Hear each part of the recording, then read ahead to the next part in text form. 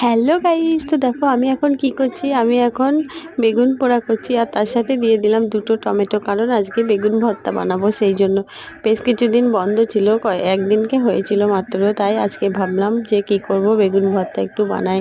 তো তোমাদের কার কার বেগুন ভর্তা ভালো লাগে প্লিজ কমেন্টে জানিও।